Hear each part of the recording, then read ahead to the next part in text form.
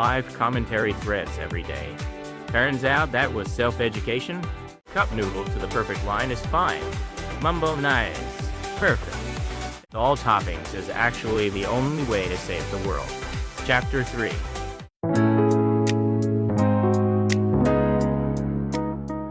Sad news, the reason you guys are screwed for life has been identified by actual psychology. Alright, so here's the deal. It's 3 a.m. right now. You hear me?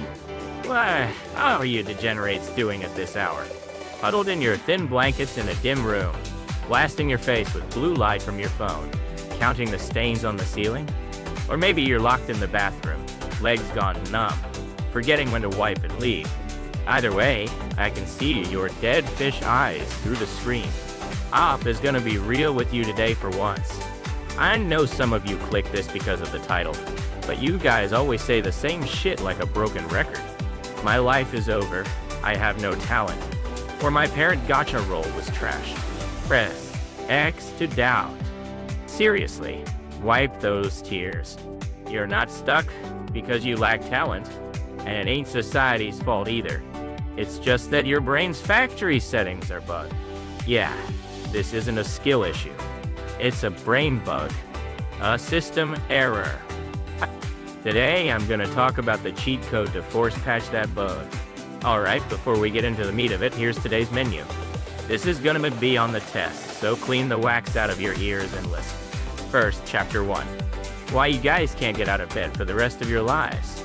We'll decode the mechanism. Chapter 2. How finishing a ramen gyro with all toppings is actually the only way to save the world. Chapter 3.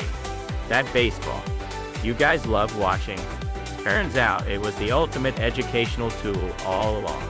And Chapter 4. The final boss appeared. We're breaking down the ultimate buff called Self-Efficacy proposed by the legend of psychology, Bandura chat. I'm gonna go through these 4 points. It might be a long raid, so go to the bathroom now. I don't want you wetting yourselves. Alright, let's start with Chapter 1. Probably. What happens when you guys try to start something new? Like, maybe I'll study English, or I'm gonna hit the gym and get ripped. You get that sudden urge, right? But then, 0. 5 seconds later, an emergency meeting starts in your brain. You're gonna quit in 3 days, you studying English, laughing my ass off. Better spend that dumbbell money on gotcha spin. Your mental board of directors unanimously votes reject.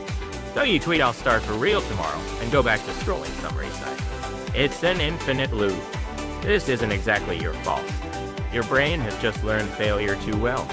Flashbacks of failing tests, or confessing to a girl and getting told physically impossible.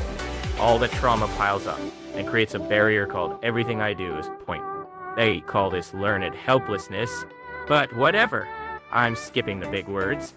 Basically, you guys lost the sensation of I can actually do this. You're like an NPC villager standing in front of the final boss with no gear. No wonder your legs are shaking. So what do? Enter Chapter 2. The magic of small success experiences, also known as the ramen gyro salvation theory. You know how those self-help books for normies say shit like wake up at 5 a.m. and run, or keep a daily journal? I'll say it clearly. Mickey Wad. Fuck that noise. There is no way you degenerates can do that high-level shit. You wouldn't last 3 days. You'd forget in 3 seconds. What I recommend is a much lower level. Scraping the bottom of the barrel success experience. Like, ramen gyro? You stand in front of that yellow sign, terrified of messing up the batch order. Enter the shop, and when the master asks garlic, you gather your courage and make the call. All toppings. What comes out is a tower of bean sprouts and a violent chunk of pork. Honestly, just looking at it gives you heartburn, right? But you eat it like your life depends on it. Using the tenchigayeshi noodle flip technique. Dripping with grease sweat, stomach about to burst, you drink the last drop of that soup. What do you think in that moment? I won. You gotta think that I conquered this monster of fat and carbs. A mysterious sense of omnipotence. The refreshing feeling of chugging black oolong tea outside. That right there is a success experience for your brain. Brains are actually pretty stupid. They can't tell the difference between the accomplishment of winning a Nobel Prize and finishing a Giro Bowl. Both release a flood of dopamine, and you get the illusion of, oh, I'm actually capable. This illusion is key. You say anyone can do that? Are you stupid? You guys haven't even properly finished the stuff anyone can do, have you? Lower the hurdle. Bury it in the ground. Whether it's binge eating or finishing, 100 replies in a shitpost thread, it doesn't matter. The fact that I intended to do it, and I got a result. You gotta imprint this on your brain. I'm surprisingly capable, see? Next up, Chapter 3. Let's talk about vicarious experience. You guys love baseball, right? Watching night games, beer in hand, yelling, you got a bunt there, you brain-dead manager, or that fastball was too sweet, you idiot. Calm down. You've only swung a bat like 5 times in your life. So why are you acting more important than a pro manager? Talk about lack of self-awareness. But actually, that's fine. This is what psychology calls vicarious experience.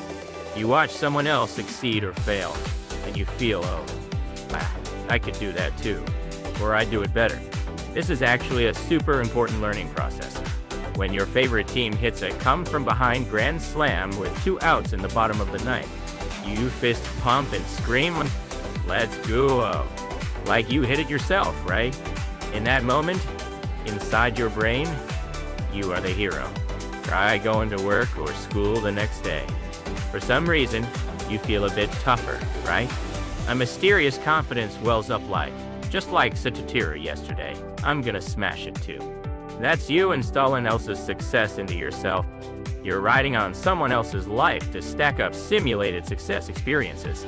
You lads getting happy or mad on live commentary threads every day. Turns out that was self-education all along. You were unconsciously trying to maintain your mental health. Probably. So, listening to this broadcast by the capable op is also a type of vicarious experience. You hear me rambling like this and think this guy is just talking out of his ass. Or I could talk this much too. If that makes you think I can do it, then I'll gladly be your stepping stone. Thank you, Guts. Alright, finally the climax. Chapter 4. The main event. I've been dropping hints, but there's this old dude named Albert Bandura.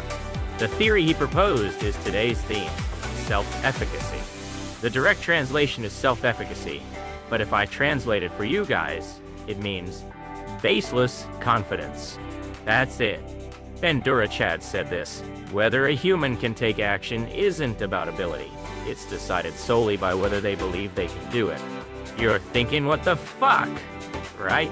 Ability doesn't matter? Well, I won't say it doesn't matter, but it matters way less than you think. Imagine a high, thick wall in front of you. Guys with low self-efficacy, basically you low-confidence bros, look at the wall and immediately think, impossible. Too high. I'm too short. It's over. And you sit there in the fetal position. But guys with high self-efficacy, the delusional bastards, think like this. It's high. But maybe if I bring a ladder, or just climb it. The guy before me did it, so I could probably do it too. There's no basis for this. But because they think it'll work out, they go look for a ladder or start working out. And what happens? Only the delusional bastards make it to the other side of the wall. This is the cruel reality. Look at the successful people in the world. Are they all geniuses? No way. It's often the loud idiots who wrongly believe I can do this that end up winning, right? That's not because they have confidence, because they have high ability. It's because they have confidence, so they take action, ignore failure, saying that was just bad luck, and keep going until they succeed. In other words, you guys getting depressed thinking I'm incompetent isn't a fact. It's just a headcanon. You're casting a debuff on yourself. You're a masochist, constantly updating your own status to incompetent. That's your true form right now. Bandura Chad says you need 4 elements to boost this self-efficacy. We talked about performance accomplishment, the small wins, and vicarious experience watching others. Then there's verbal persuasion, basically someone telling you you can do it. But you guys have no friends, right? So I'll say it for you. You guys can do it. Probably. And the last one is physiological arousal. When your heart pounds, mistake it for excitement instead of anxiety. Use these to hack your brain. Tell yourself I can do it. Chant it in the mirror every day. From the outside, you look completely insane, but nobody's watching, so you're safe. All right, here's the conclusion. Tomorrow, just go eat Jiro, or go to the batting center and hit the home run target. If you can't do that, just pouring the hot water into your cup noodle to the perfect line is fine. Mumbo nice. Perfect. Stack up those tiny I did it moments to patch the bug in your brain. I have the ability. There is a way over the wall. Believing that is the strongest survival strategy. The clueless normies who don't know this can just stand in front of the wall sucking their thumbs forever. Phew. Well, that's about all I wanted to say. Talk so much I'm thirsty. Lastly, listening to this podcast all the way to the end. That's also an achievement. You guys who stuck with my rambling without clicking the back button are already elites in terms of patience. Keep that up and somehow survive tomorrow too. Also, follow the capable op and smash that like button. You guys pressing the button boosts my self-efficacy, which makes me tell even funnier stories. That's a win-win relationship, a positive spiral. Alright, today's lecture ends here. Next time, I'll explain the omega point theory. Sounds strong just by the name, right? I know you edgelords love that kind of stuff. If you're wondering what the hell that is, gather around next time too. Dismissed. I'm going to sleep. Good night.